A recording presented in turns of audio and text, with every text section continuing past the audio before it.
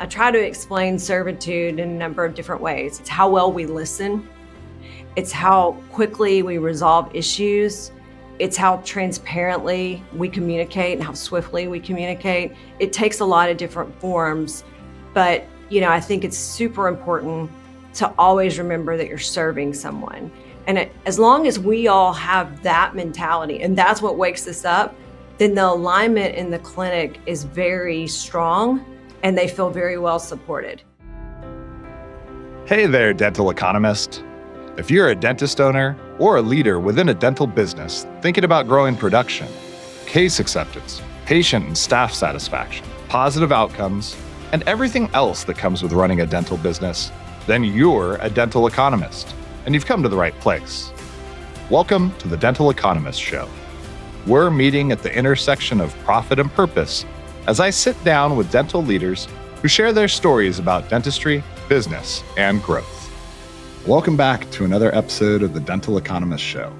I'm your host, Mike Huffaker. On this episode, I'm joined by Kristi Casey, the CEO of Rock Dental Brands, a business whose story has been going since 1936. Under Kristi's leadership, Rock recently surpassed the milestone of having over 100 affiliated dental and ortho practices across 5 states, served by their support center, headquartered in Little Rock, Arkansas. Kristi, welcome to our podcast. Thanks for having me. Good to be here. Absolutely. It's really great to have you on. You've been a longtime Planet DDS client, and as such, I've had the good fortune of having had the opportunity to interact with a number of the folks on the Rock team. And I've always been very impressed at the alignment that I've seen and the quality of people that you have within your organization. I've seen you talk about building winning teams and creating a winning culture. What does that mean to you? Yeah, that's a great question. So first of all, I think people want to be a part of a winning team. And winning means having big goals, not just little incremental goals, but big goals. They want to be a part of that. People want to be on a winning team. And so first of all, for me, I set those big goals up front and I hold people accountable to them, and people want to join and they want to be a part of that. I mean, we also believe in having a really good time at work. We all decided to come back to the support center in July of 2020. And I had people around the country that said, if you ask people to come back into the office, they're going to quit. And so I called a all hands meeting. I said, let's get together, a town hall, and let's talk about it. And, on our wall, when you walk into our support center, it says, and the first thing I want you to see when you walk in as a team member is we serve those who serve our patients. That's the first thing I want you to see, because that's our ultimate goal. That's my job. That's their job. We don't have a job if that's not what we're doing, is supporting the doctors and supporting their teams. And it felt very disingenuous to say that that's our number one, that's the reason why we wake up, that's the fire in our belly, but yet we want you to go into the clinic and see patients, but we're scared, so we're at home. And, once I explained that to the teams, they got really fired up. They said, you're right. I didn't have anyone leave. I didn't have anyone upset with me. And I said, this isn't about productivity. I actually think you're probably too productive at home. You need the ability to have that switch. I'm leaving home and I'm going to the office. I'm leaving the office and I'm going home. And when you're working from home, you do not have that switch. It stays on all the time. I said, I actually think you need a little bit of water cooler fun. Like I couldn't believe I was saying it, but it was true. And, I realized at that time that we did have that team and that culture that wants to win. They want to come in. They have a mission that we're all aligned on. They want to serve each other. They want to serve the doctors. And I think that's when you have a winning culture. And I think it's really important to build teams that want to win. I love that. You said a few things in there that I think were really interesting. And one of them I was actually thinking about earlier today, and it's a question that I had never asked anybody. And I listened to you speak on one of the videos about Rock, where you're very explicit about the fact that you guys are a support center. This is not a corporate headquarters. And, you just mentioned, having your team, the support center staff, come in. Everyone that's working out in your clinics, they're going into the office. That's not an option to not. And I was reflecting on whether or not within these service organization environments, if you can have a disconnect in culture between what would be the corporate culture or support center and the culture within the clinics, and if it's something that you put thought to, and if there is a way to kind of align what that is like when you have support center personnel versus those that are frontline seeing patients. First of all, I wish we were in front of the 115 people that sit in this support center, because once you said corporate, they would have all gone, oh, we almost have this swear jar where if you call this corporate, you have to put money into it. And that's the commitment that we've made here, is that this isn't a corporate office. A corporate office assumes that there's some ivory tower and people directing other people on how to do things and what to do. And that's absolutely not our model. Our model is servitude. And, I try to explain servitude in a number of different ways. It's how well we listen. It's how quickly we resolve issues.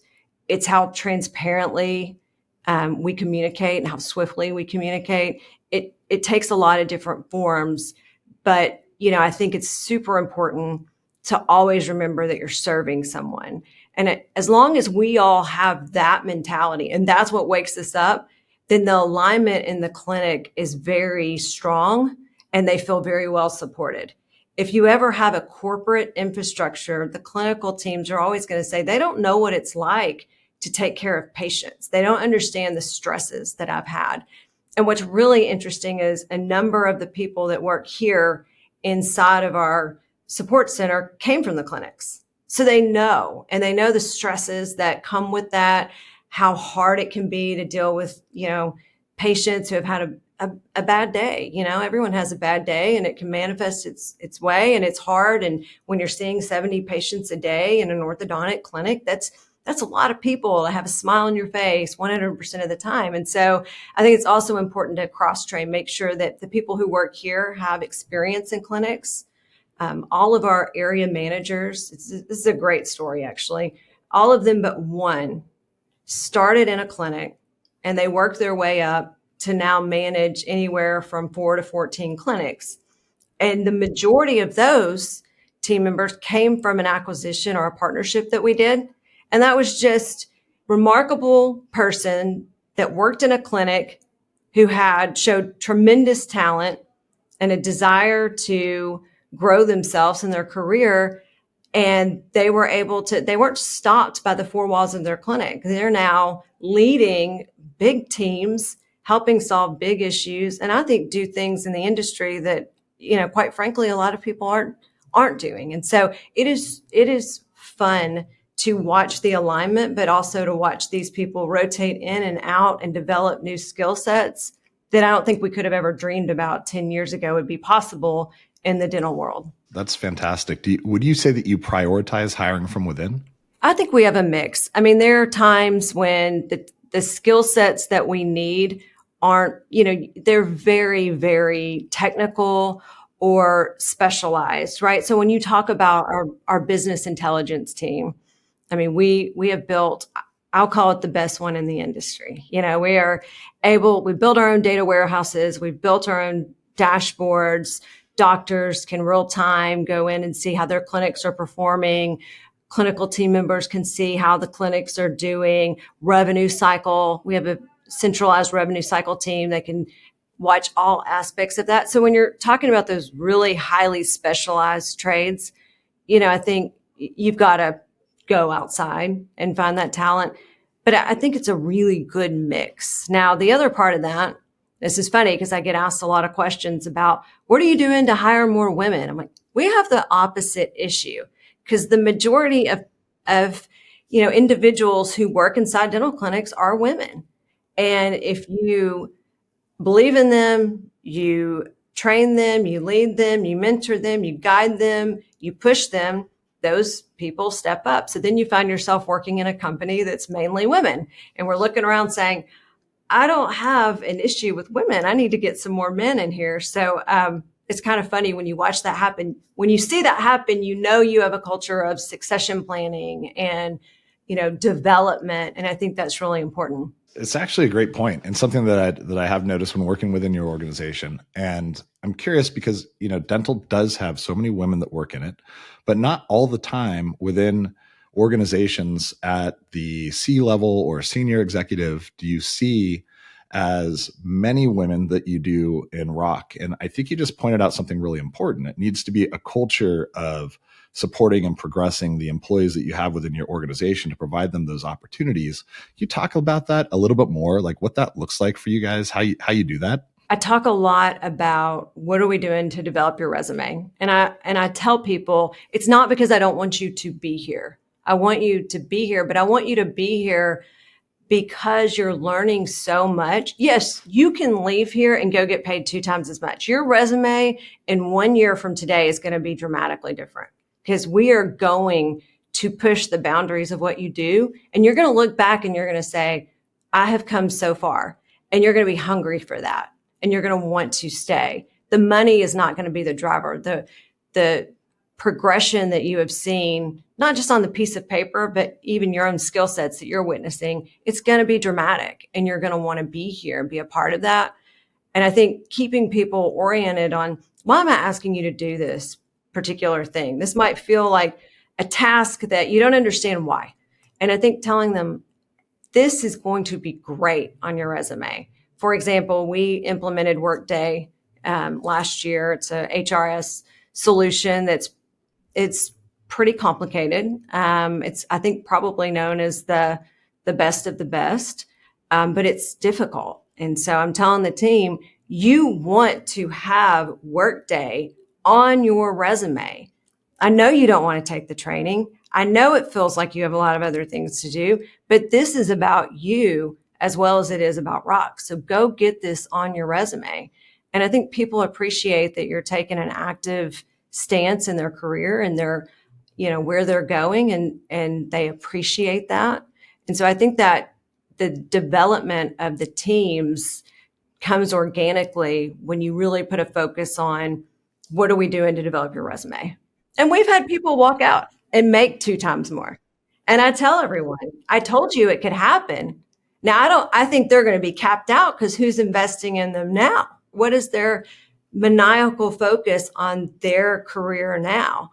And so we've seen that happen and we cheer it on. And I tell people, I promise you this. I promise you. Yeah, I love that. One of the principles that we have in our sales and marketing organization is that we will provide opportunities for professional development, that we will pour into people and help develop them so that they can continue to grow in our organization or another organization. We actually even kind of call that out, and to your point, we'll cheer it on if it happens. And the ideal outcome is that anybody that kind of passes through and works with you for any given period of time will always look back and recognize that that was a period of growth and that they wouldn't be where they are today if they didn't have those opportunities. So I think it's a really amazing approach. I'm curious, you've managed people for a very long time and you don't run an organization like you do today without having the ability to have hard conversations. Do you have any advice for how to have hard conversations and how you approach those with the folks that you work with? I think there's different personality types that need different ways of orienting the conversation. I have a number of people on my leadership team, this is funny, that I'll start with, okay, let me tell you the good things.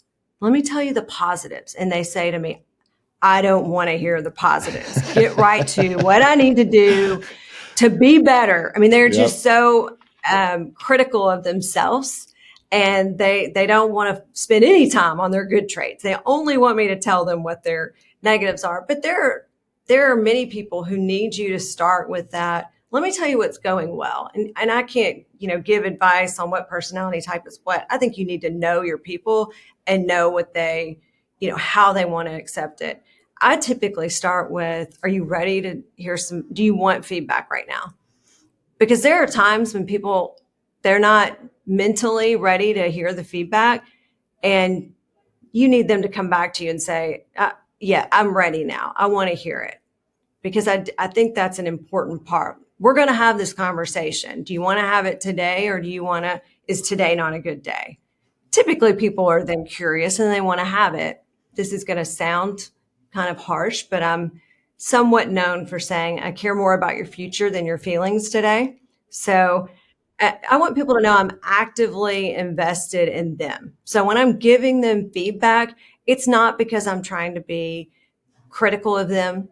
It's not because I'm trying to, be very picky on their certain tasks that they've done. It's because I care about them as humans. And so I believe like putting that out on the table that I'm giving this to you because I care about you is very important.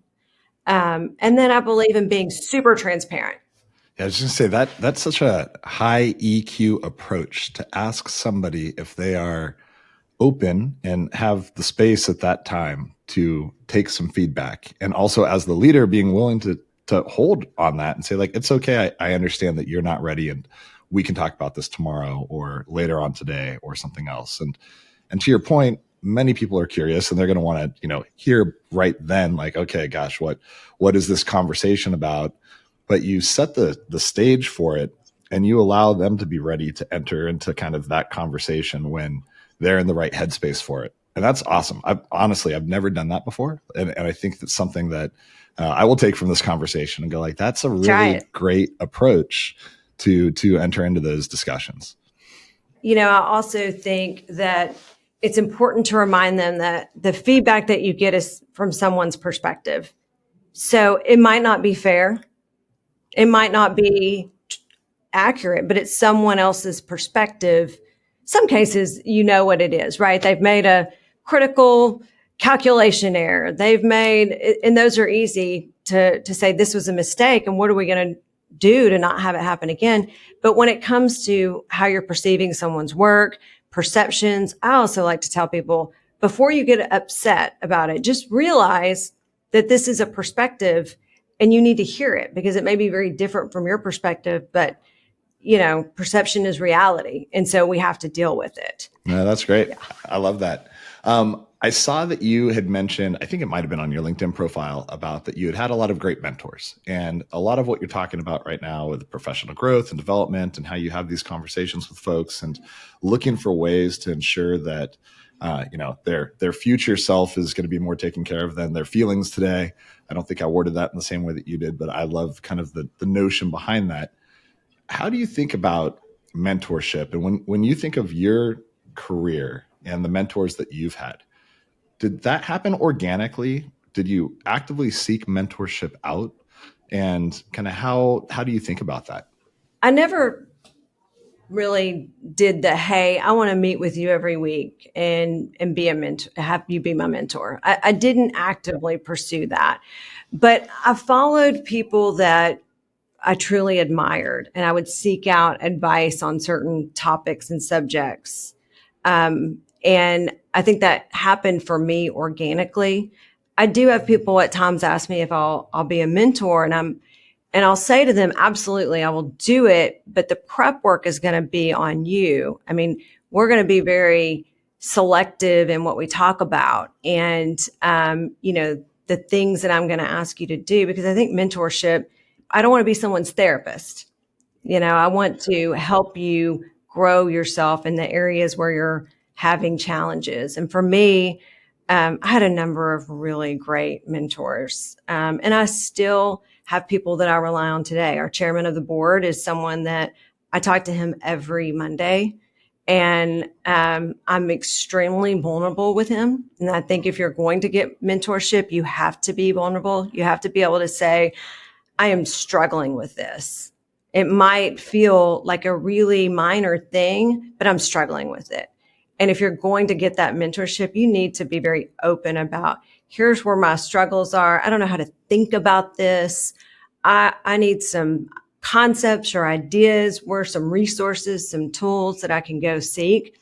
And yeah, if I went through the number of mentors that I've had over the years, it would take a really long time because they come in so many different forms.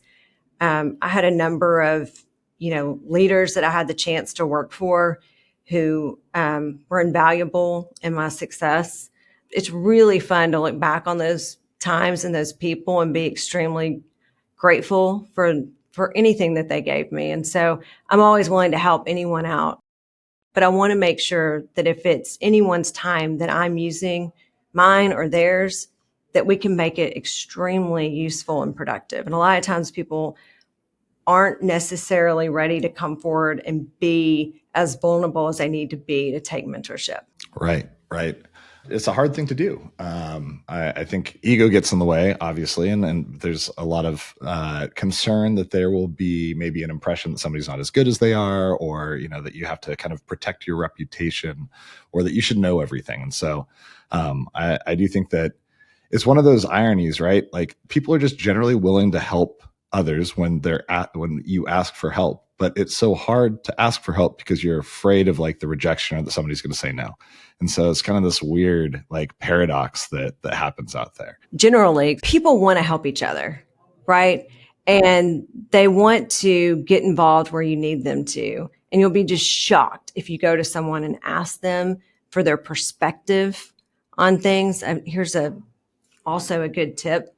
Whenever I interview, whenever I have been interviewed in the past, I just start asking questions. And I find that the interview, they love to talk about themselves. They love to talk about the company and themselves.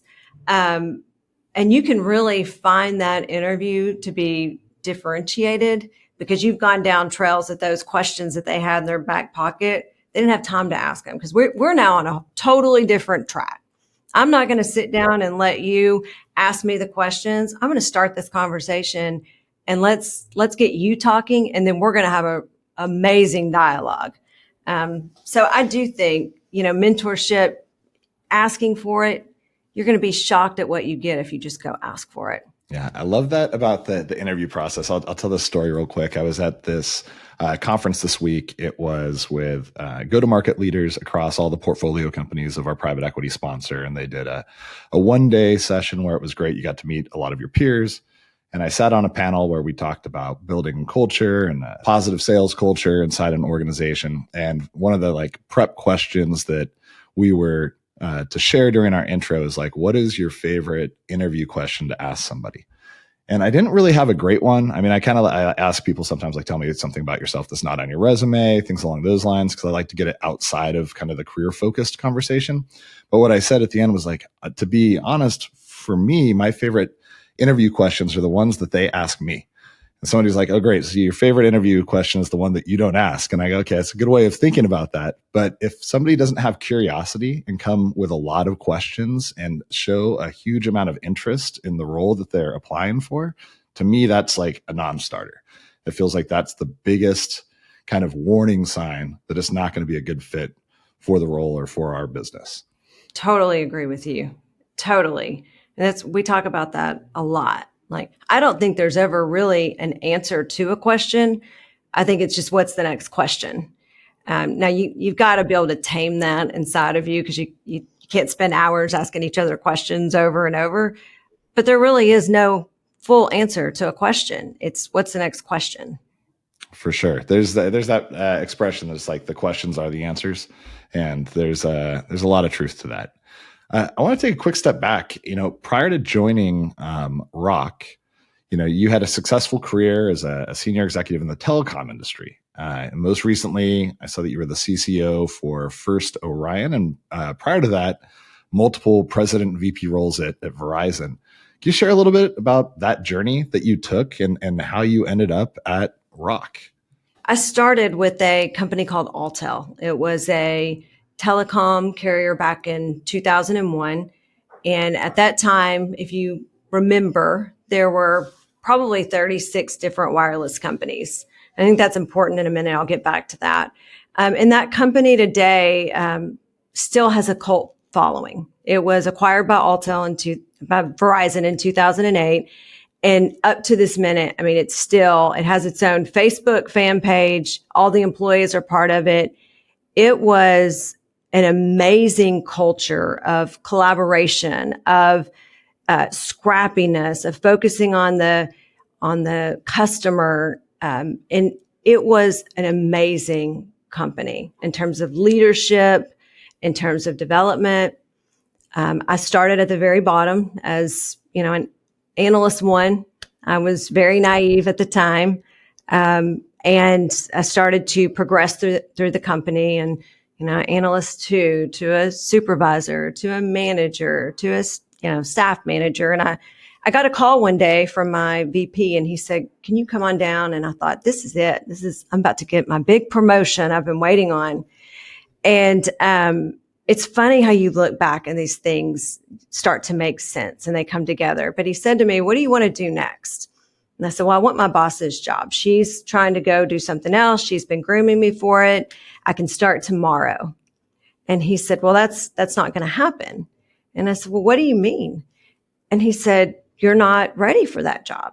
And I said, "I don't understand. I've been doing the job. I've been basically doing it for her. My reviews have been phenomenal. What do you mean I'm not ready?" And he looked at me and he said, "You need to see more of the company. So where do you want to go in the company?" And I said, "Anywhere but product development, because I don't know what they do all day." So where do you think I got shipped to 4 weeks later? Product development. Yep. Yeah. Careful what you don't wish for, I guess. Careful what you don't wish for. But I found that to be fascinating. And, you're probably in that mix right now. When you're developing product, you've got to be technical, you've got to be creative, and you've got to be financial, because you own a P&L. You've got to create and craft products that people want to use, that, delight patients or customers. And there's a lot to that. There's a lot of, typically no one's good at all three of those: financial, creative, and technical, right? And so you're really developing yourself along these lines. And so I fell in love with that and had moved often in different roles inside of product. And I was the director when we got the call. And the call was, Verizon just bought Alltel. Now, up until this point, Alltel and Verizon were we were competitors. I mean, if there was someone that we were competing against, no one else mattered. Verizon was who we were always competing against. So I will tell you, trying to bring two cultures together that were somewhat arch enemies is a difficult thing. So most of the employees at Alltel did not want to work for Verizon. I, on the other hand, felt like they have been a great leader in the industry. There's more for me to learn. I'm going to take this jump. And that jump required me to move to New Jersey with my family. My twin boys were 2 at the time. A Southerner moving to New Jersey was terrifying. But I learned so much. I mean, culturally, I learned a lot. I think, the jobs were very different, but the culture was different. At Alltel, it was very much a humble leadership culture. Verizon was performance-based. It was leadership at scale. It was highly, highly accountable. I mean, if you worked for Verizon, the one thing that everyone will remember is our credo says, our best was good for today, but tomorrow I'll do better. You are never good enough. Tomorrow you will do better. And that's a performance-based culture. I try to take aspects of both of the Verizon and the Alltel. I don't think either one of them were perfect, but I love bringing them together because they've given so much to me. I moved to New Jersey. I stayed in that product world, moved up to an executive director position, got a call. "We want you to move to California and run retail stores." And I said, "I've never worked a day in retail. Well, I don't know anything about retail. I don't know anything about California. I think you have the wrong number." They called me back a day later and said, "Okay, when are you moving?" I was, "Okay, next week." So I took the role and I did not have a clue what I was doing. I didn't know my way around California. I did not know how to run retail organizations, which is awesome. Like, going to do something you have no idea what you're doing is awesome. You just learn a lot and you really expand. And that's where I learned to lead really at scale. In all of my roles before that, maybe I had a team of 60 people. They were all close knit with me. If someone didn't do their job, I could technically do it. If they missed writing the the next marketing brief on this product or, whatever it might be, creating the roadmap for a product line, I could probably do that. I could not be in all of the stores in California at one time telling people what I need them to get done. And so for me, that was just a massive learning experience on how to lead at scale. Got a call back, go back to Little Rock. I was the region president in Arkansas, Oklahoma, Mississippi, and Tennessee, which was an awesome job. It was fun. It was great leading big teams. Got a call, moved back to New Jersey for a leadership role on strategy there and spent 2 years there. My twins at the time were 10 and they came and said, Mom, we want to go back to Arkansas. We want to be close to our grandparents. And I couldn't say no. So I left all my options on the table, walked away. It was hard. I kind of felt like my identity had been tied up in that. And I was thinking, what am I going to do next? I took the easy route and went to First Orion. They're in the telecom industry. By easy, I don't mean the job was easy. It's a phenomenal company. They're fighting spam calls on cell phones. Awesome. I'm a big fan of them then. Yeah, exactly. Everyone is. And when I'd say that's what I do, I was immediately a hero. And then I got a call one day from Merritt Dake, who was the CEO at the time of Rock. And he said, hey, I got your number and your name from someone who said you would be a great chief operating officer. And I said, well, Merritt, I don't know how I feel about the dental industry. I don't really like to go to the dentist. So I don't know that I could get passionate about that, but I love to meet local leaders. Once again, I'm going back to how naive I was.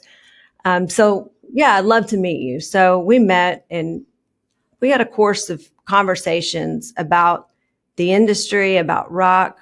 I fell in love with Rock. I could see it. I walked the halls and you can feel it when you're here. Like you feel it, like the people, the energy is real and it's very tight knit family feel.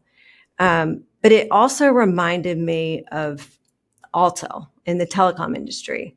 In early 2001, there were a lot of different mom and pop companies and it was starting to consolidate, partner together. And the ones who were left at the end were the ones that had an amazing culture, that had scaled and had focused on the patient or the customer at the time.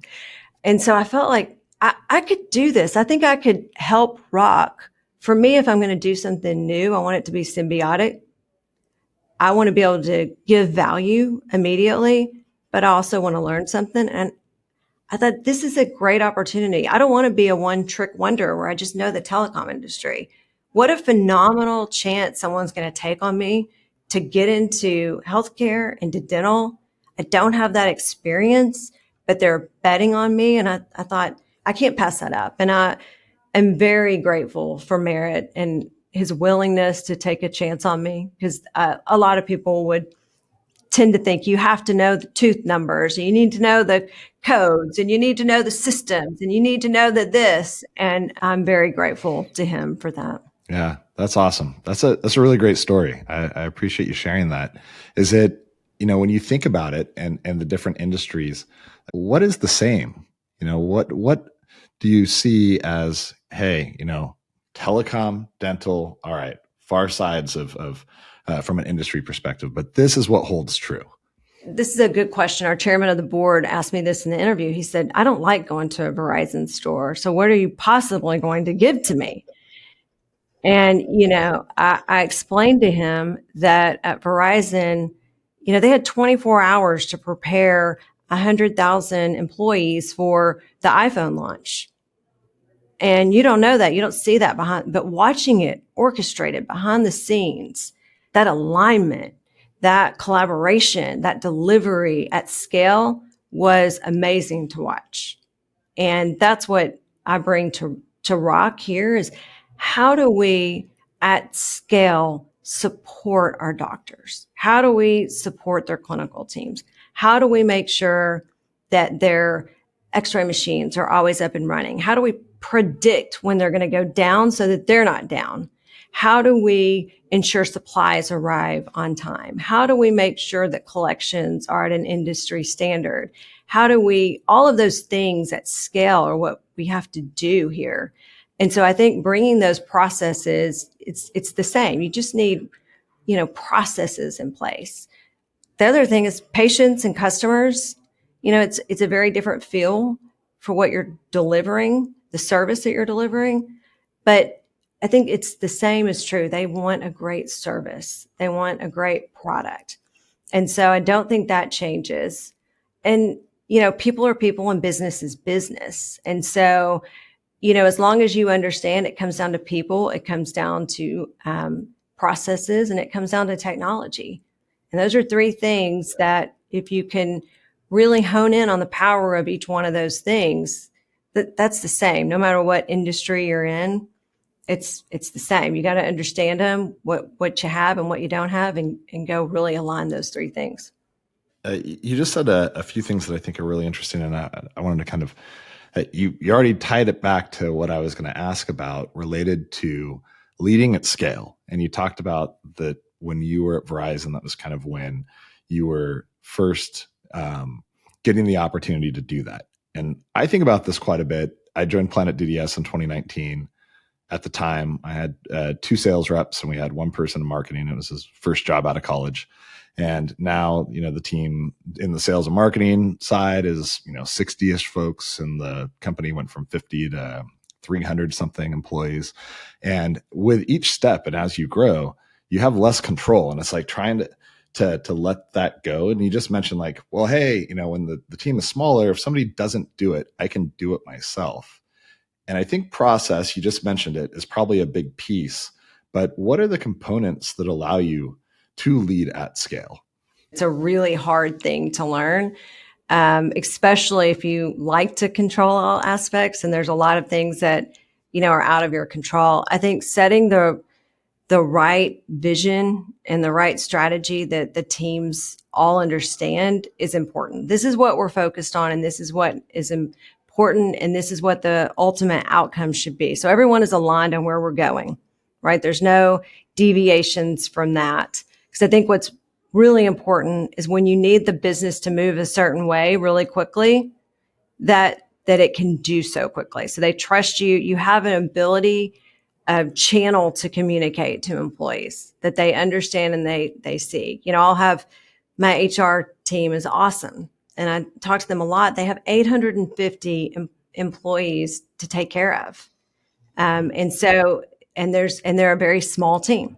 So how do you do that? You need to make sure that we have an intranet that is updated with all of the questions that employees might have, that they can get answers by themselves at their fingertips. And that's part of leading at scale, is figuring out, I can't talk to all 850 employees and what's on their mind. I need to make sure that we're fully aligned in what we need to get done, that they can be self-sufficient, that they are held accountable, that they hold me accountable. Accountability rolls both ways. I need to be just as accountable to employees as I want, them to be to me. It's just both ways. And so I think you have to really set out the systems to be able to track things. And you have to have leaders who trust each other, right? Because what can't happen is my marketing team needs to be able to go do what they need to get done.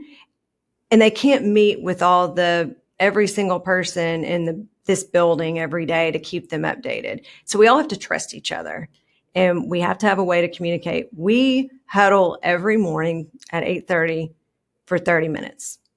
And we just talk about, as a leadership team, what happened yesterday? How are the doctors? Did they have a good day? Did the teams have a good day? What are we focused on for today? Any big things happening this week? And it can't go over 30 minutes. It has to be short. It has to be succinct, and everybody has to be prepared. You know what happens when you do that? You find that your team doesn't show up at work at 8 a.m., get coffee, wander around for a little bit, trying to figure out what they're going to do for the day. They come at 8:30 prepared.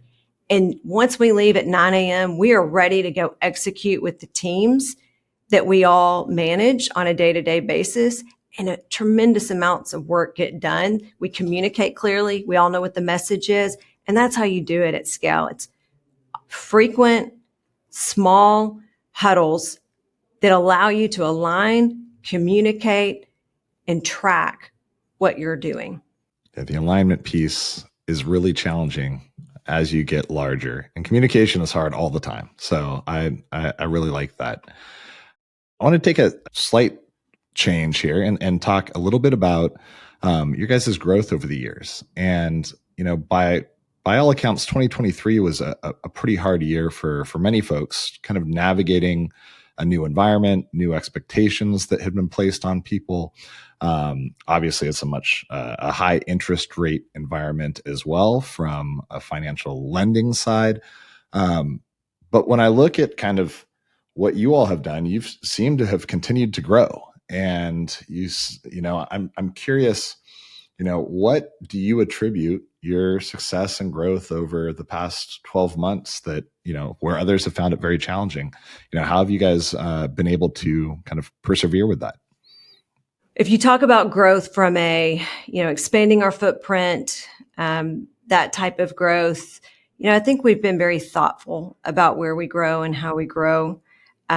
We've been very true to making sure that who we partner with, they're a true cultural fit to Rock. And I think that matters, that, they want to be a part of this, because what we are doing, what we talk about here is we want to shape the industry, right? There are ways to do this, and there are ways that, I don't necessarily think are the best ways. It's that, hey, the verdict is still out. But what I think is maintaining the heart and soul of each of these individual practices, but helping them, taking so much off their plate so that it becomes easier for them to take care of the patients. I think if you really can do that, I think it's the way to do that. And so I think that the people who want to partner with Rock, they want to be here. They want to be a part of this. They want to be a part of shaping the industry. We didn't go out and partner with a lot of practices at some of these very high, extremely high valuations. I mean, we were always pragmatic about what we did. And sometimes that meant that we missed out on the partnership. But here we are today, a somewhat stressful financial environment, and we're still strong. And that's important to me, is always making sure that you stay true to your current investors who are doctors of this company, who have put their blood, sweat, and tears into this place, and I want to make sure that we are always thinking about them first. And then we're thinking about how do we grow thoughtfully. And I think if you're really have some boundaries for what you'll do, you'll find yourself in a better spot. And so, yeah, we're still growing. We're working through a number of partnerships right now. 2022 was extremely challenging. We had some rather large integrations to complete, and we learned a lot about how to do that thoughtfully and quickly, to your point earlier that we were talking about. But I think the growth for us really comes because we have a really clear view of what we want and what's best for Rock overall. And we stay true to that, and we do not deviate from that. When you talk about just organic growth, we were able to do that too. I think that's very challenging. I think that, 2020 and 2021 were inflated to the point we were in a bubble.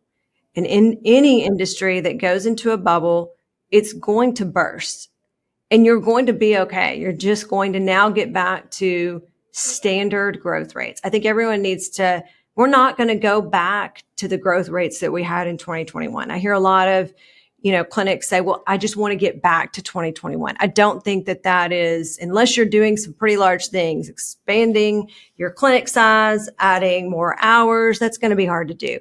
Now it's time for us to get back to the standard growth rates. And I think that's a more sustainable thing. So I think 2024 will be better. I think we can get back to that. I think 2023 was people waking up going, we just crashed. No, you were just comparing yourself to a year of unbelievable, unsustainable growth, and we're going to be okay. The industry is strong. I think that it's going to be a difficult year again because we have some new headwinds here with I think the the political environment. Whenever people feel uneasy, when they feel like they're not certain about what's going to happen, it can create some uncertainty in all aspects, in all industries. And so I think it will be paramount for us to continually communicate why dental is so important. The connection between the mouth and the body, the full body health. I mean, I think people need to understand that. And so I think if people fully understand that, then I think they'll be more invested in their overall oral health. So I think staying true to understanding that and communicating that will be important for people in the dental industry in 2024. We were also able to stay ahead in 2023 because we took we meet every day, right? We see the trends as they're coming and we adjust our plan daily. So there were some big headwinds in 2023. If Medicaid disenrollment was a big one. If you're aware of that, if not, you should go look it up. It's a thing. And if you're going to reduce the volume of Medicaid patients that are coming in the door, you've got to be able to crank your marketing engine in a different direction and go source new types of patients.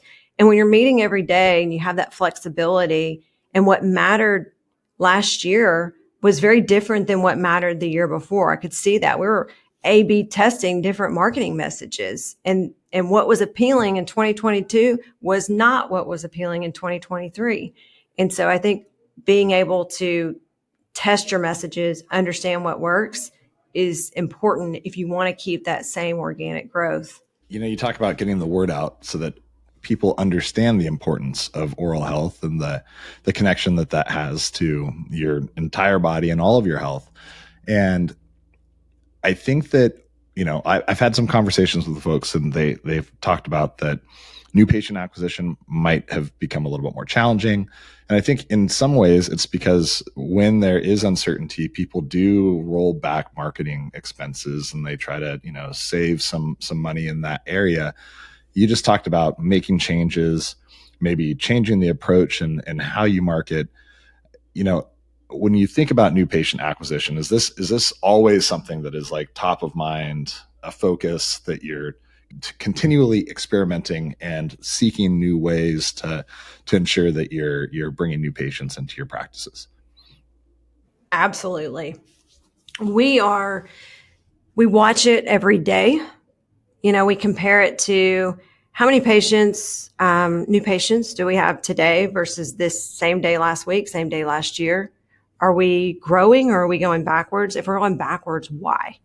Where did it go? What's not working anymore? What channel is not working anymore? You have to watch your digital channels every day. You have to have that expertise because the model changes every day. That black box, that SEM environment, that paid social environment, that changes every day.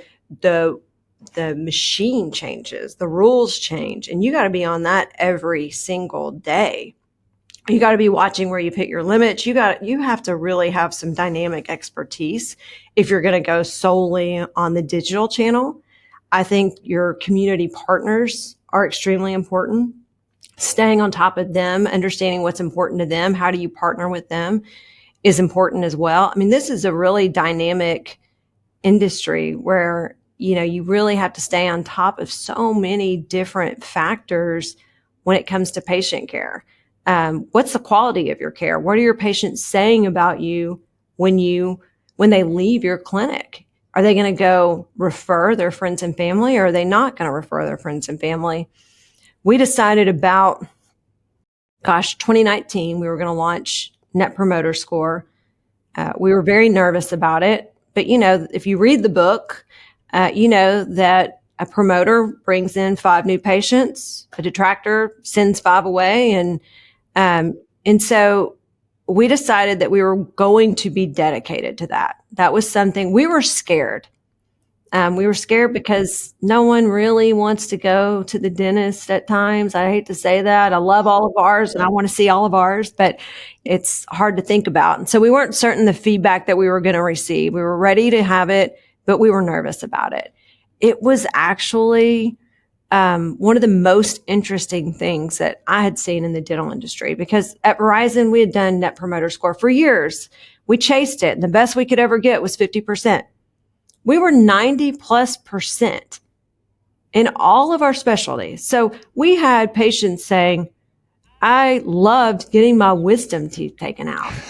I give you a 10. And I'm thinking to myself, really? This right off the bat? And it was just, yeah, right off the bat. Wow. Okay. Now, we've learned things. I mean, you see trends, you see things in that data.